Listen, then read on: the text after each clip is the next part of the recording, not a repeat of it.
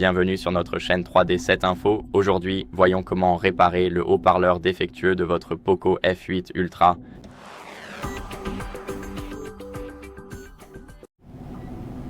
Alors, la première chose à faire est de vérifier le niveau du volume dans les paramètres. Ouvrez donc les paramètres.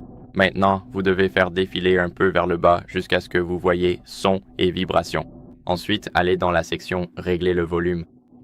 Maintenant, assurez-vous que les volumes médias, sonnerie et alarme sont tous réglés au maximum.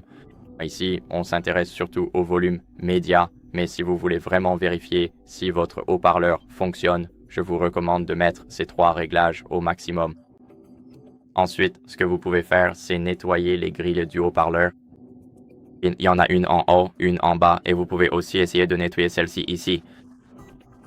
Après avoir nettoyé avec une brosse douce ou un compresseur d'air par exemple, même si la brosse douce fait un bien meilleur travail, vous pouvez aussi essayer le compresseur d'air. Je vous recommande de désactiver le Bluetooth. Allez donc en haut des paramètres, cliquez sur Bluetooth et assurez-vous que l'interrupteur ici est gris et non bleu. Parce qu'ici, il recherche des appareils, et si vous avez des appareils jumelés, il se peut qu'ils se connectent à ces appareils au lieu de jouer depuis le haut-parleur.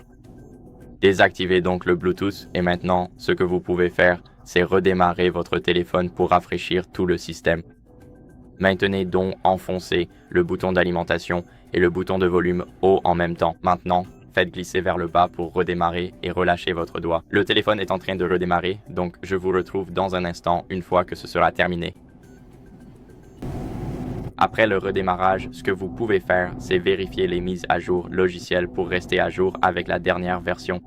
Parfois, il peut simplement s'agir d'un bug logiciel qui fait que votre haut-parleur ne fonctionne pas, donc ça vaut vraiment la peine de vérifier. Ouvrez donc les paramètres.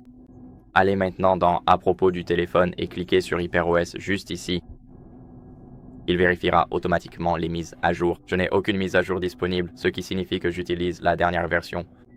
Mais si vous avez des mises à jour et que vous voyez le bouton pour mettre à jour et installer la nouvelle version, alors assurez-vous de le faire. Voilà, c'est tout pour cette vidéo. J'espère que cette vidéo vous a été utile. Si c'est le cas, laissez un like, abonnez-vous et laissez un commentaire. Et on se retrouve dans la prochaine vidéo. Au revoir.